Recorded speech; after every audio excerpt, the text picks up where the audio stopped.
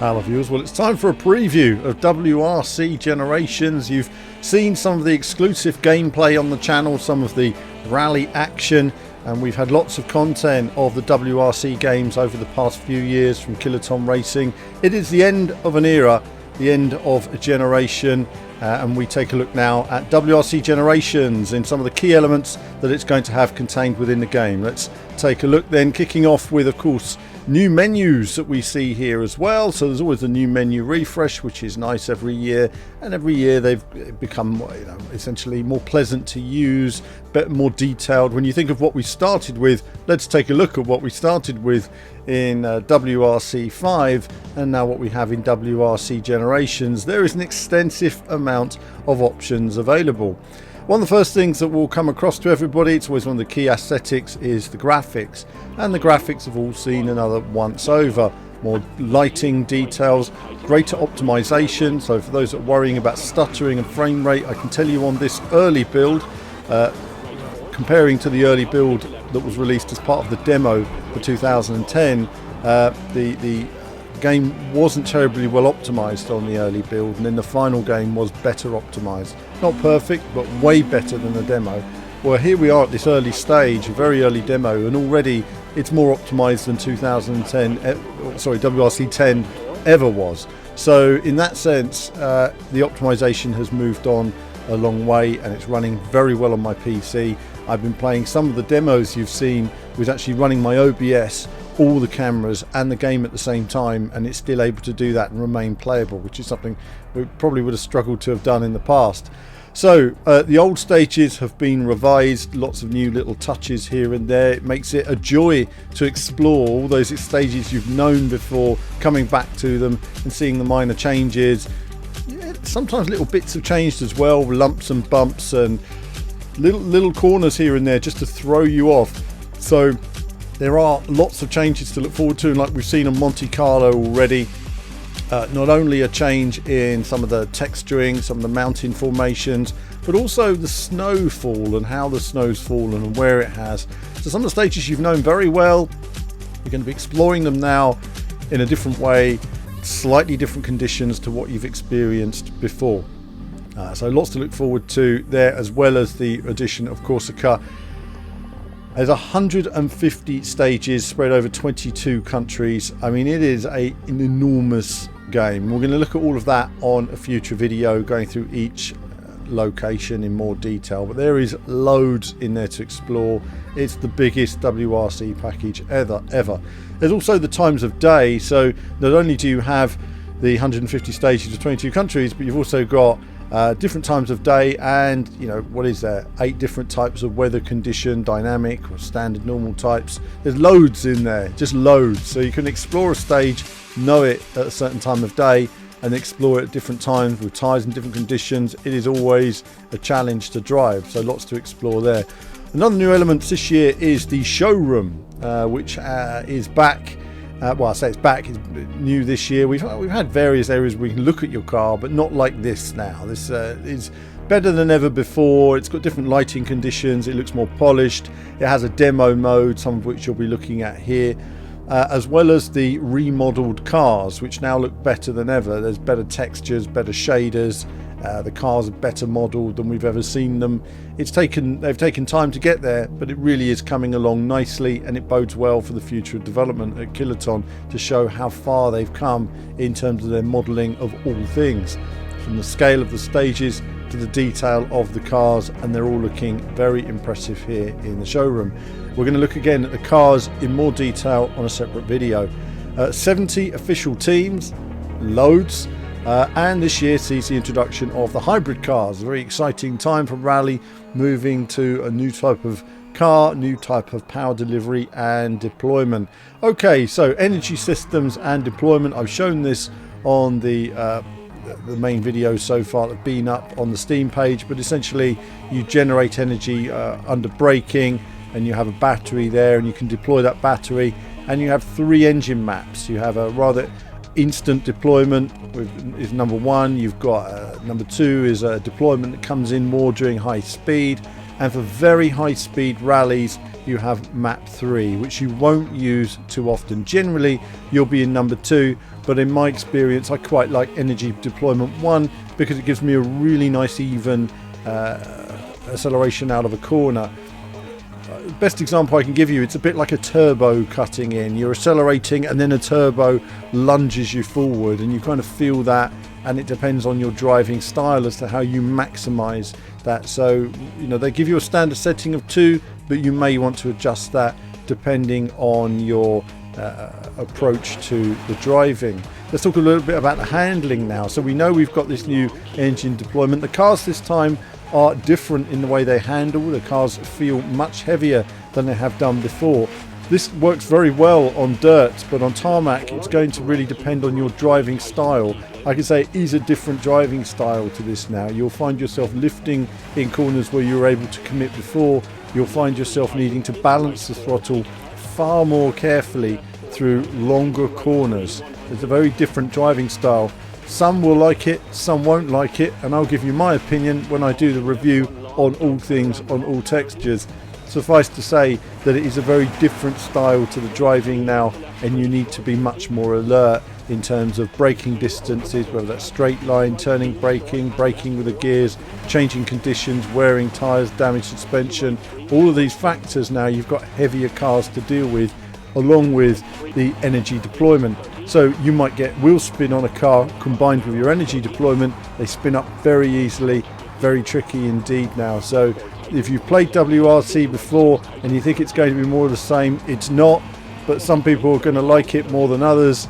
We'll wait and see later down the road, and I'll give you a full impression of that in my review. In terms of viewpoints, you can play the game from several different viewpoints. You have your bumper cam, classic there, the bonnet cam, which is always good for seeing around your car. You have the cockpit cam, the forward cockpit cam, which is the one I tend to use now. They've detailed the dashboards far more than ever before. Really nice windscreen effects, reflections on that, animated reflections as well. So if your chap is wearing some Sparko gloves or something, you might see them reflected in the windscreen. I think it's a nice touch. It doesn't get in the way of things. Your eyes are seeing way beyond that. It's a touch that there's a windscreen there. I like what they've done. In the main, the tint has been removed. There are still a few tints that I'm seeing cropping up here and there. I don't know if they'll be in the final game, however. So in the main, it's been much more playable. Then you have your cockpit cam where you see your hands doing their thing. And of course, then you have 2 behind the car, close behind the car, which is nice for seeing the car detail, and a bit further away as well. So you can also change field of view sliders if you need to marginally change those views. So far, because of the different views on offer, it worked very well for me. I wish more games had these options in there on the console to change it. It really does make a big difference, and it means that games that I would play from a bumper cam or a bonnet cam, I would play from cockpit cam if that option was available, but sadly it's not in a lot of games. So good work from Kiloton putting all of that in there. Historical cars. The historical cars are back, i.e. lots and lots of historical cars, great cars from the history of rally. We had the 50th anniversary of the WRC, and those cars have remained in the game. So we'll be looking at all of those a bit more detail on a future video. Lots to look forward to. And there's other cars as well. So there's cars and more cars in terms of rally and locations, and that's why they're going onto a future video, and we'll look at that in more detail. And I will just point out just a word on locations. A lot of locations that were featured in the previous games are in this game as well, besides other tracks, so we will look into that in more detail, and the play area which is in there. Okay, so let's look at some of the options you can look forward to. Teams, set up your own team, and clubs mode. Clubs mode is back. Now, at the point of saying this, I remember last year there was a restriction on how many people you could have in your club.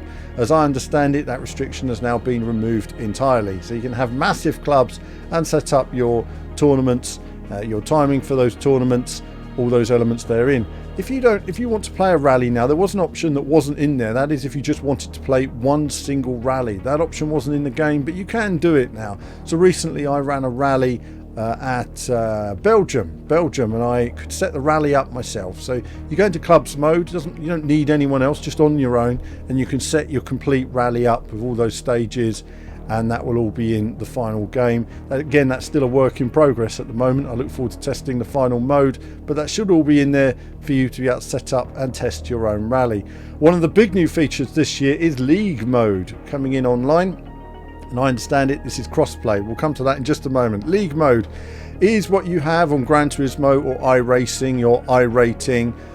Gran Turismo, you have your driver rating. So basically, as you work your way up, you'll face better and better opponents. So it's not just about racing the AI now, it'll all be about racing opponents online. This is a huge addition to the game. It's something that will keep the online service running, and I look forward to seeing how it progresses. It's not something I've been able to test at this stage of development.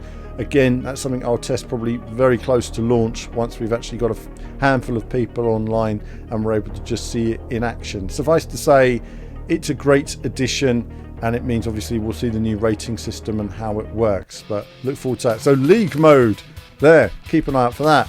Share your deliveries, share your liveries and rate liveries. Great. So the livery option that was added last year has been expanded upon, and you'll be able to share those, and there's a spotlight for the best selection of liveries that are out there as well. So see a livery you like, rate it, get it noticed. That'll be great for the budding artists and enthusiasts that are out there. So crossplay, let's talk about crossplay. Crossplay is going to be in there as well, so I'm going to be careful how I explain this at the moment. Okay, all asynchronous game modes and leaderboards are now cross. So the leaderboards are cross-platform. Okay, that's one thing. The leagues are cross-platform. Clubs, challenges, and liveries are all cross-platform. Multiplayer lobbies and co-driver mode are not cross-platform at the moment. So they're the things that aren't. So other than that, the elements that are controlled by base, I guess, and then the stuff that you set up yourself, you can't. So there we are. So you're the leagues, the clubs, the challenges, the downloading liveries, that's all cross-platform. It's really important for the leagues because it means a much bigger player base now, but it's not there for multiplayer lobbies. You'd need to have the same format, multiplayer lobbies and co-driver mode. Of course, co-driver mode is back, which I need to play it properly. Now, co-driver mode, I love the idea behind it, but I found the notes, unless you understood what the notes were, which I didn't, they were incomprehensible. So I'll need to see if they've actually added some sort of text to them to make them playable, but I've always liked the idea of co-driver mode. Career mode is back. It's the same as career mode. It's been refined every year, actually, minor things changing to make it swifter to navigate, make it a bit more comprehensible. I found it was easy to get lost in a few years ago. They really brought all of that together. So career mode is back. Daily and weekly challenges are back as well, which I find are always good fun, and split screen mode is in there as well. Suffice to say that that's a lot of the core elements you can look forward to in WRC Generations. It is a huge game. Some of these elements I'm going to go through in more detail in terms of the locations and the cars, and I look forward to answering as many of your questions as possible on future videos. So I am keeping an eye on the comments, and I will come back to those. You know, I want you guys to know what the game is about by the time it's released, and of course you can expect to see a full review, and that review will be frank and pretty straightforward, as they always are. I'll look at all the pros and cons, and we'll go through all of that in more detail. Suffice to say, so far it's a massive package. It's the biggest rally game we've ever had from Kiloton Studio in terms of WRC, the biggest WRC there's ever been, and Kiloton are going out with a bang. But that's it from me for now. As ever, more soon. Well, not more soon, viewers, more now. In fact, a little add-on to the preview here as we see the rally car. Glorious views of the helicam zooming behind the car along the new cliff faces. All the rock has been remodelled and looking lovely with nice textures. The co-drive, I recorded the audio from the replay, which meant there was no co-driver, which was a bit of a pain because it was really helpful for you guys to be hearing the various notes as I'm driving along. This is a new build of the game, in fact. I haven't tested this version of the game until today, and I wanted to include it on the end. of this video because it features lots of changes and improvements from everything I've just shown you. So I will be going through this version in the coming days. It features a lot more in the way of optimization, handling changes, lighting changes, and lots of other features and screens within the game that I'll be able to show on a future preview. Driving around Monte Carlo here, obviously always very tricky. For those who know Monte Carlo well, you'll see just how much of it has been remodeled, not to mention the track surface is all different now. Some areas have more snow, some less snow. General modelling of the cliffs and the various textures has been improved a fair bit, and you will see the type of handling there. Just, you know, here I go a bit deep into the corner, for example. That's where I needed to throw the car in a bit earlier, given the new handling dynamics. And again, there the rear stepping out as I'm working my way downhill to the hairpin. Now I'm using a digital handbrake here, it's just hitting the B button. It's not ideal, so that happens a fair bit. Until I get my analog handbrake, I do often struggle sometimes getting the feel.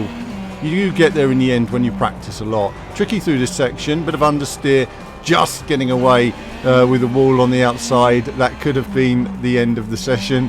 And taking it a bit easy because I lost balance. I find when you lose balance in one corner, you then find that you lose that same balance on the next few until you get back into the rhythm. Rally is all about rhythm, throwing the car in here and there, getting that oversteer. So you need to oversteer into the corner and, you know, with enough speed that the weight transfer carries you around. A slight touch on the wheel arch there. These cars are a little bit wider as well, but again, that unsettled the car a fair bit. And just all through this section, the car was feeling quite unsettled, low grip. So where I could have committed to this flat here before, now I'm just trying to find the right level of power. A little touch on the wall there, and again, just slowing down a bit, and now slowing for this corner, recapturing myself, getting my mind straight for this next section and taking it nice and early, getting in early, getting that gear down to first gear. Let's just get through there. Very easy to make a mistake and easy to lose time. So tricky through that section, balance throttle, not always full power. Again, sliding the car a bit. You'll hear the wheel spin where there's so much power through this section. Car's a lot more unsettled through here now than it was on previous versions. And again, trying to carry a bit more speed, and it didn't work for me. You see the weight just carried me off, so you've got to prepare for those corners, and now you'll see the weight dragging the car around these long, fast corners. Look at those views, lovely views of the valley.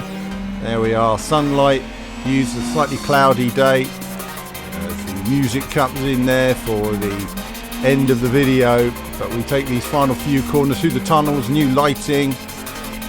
Weight transfer again, throwing the car out, trying to hold it on the inside, down a gear, keeping traction and flat all the way to the finish. That's it for a bit of WRC Generations. More gameplay to come and more from me very soon.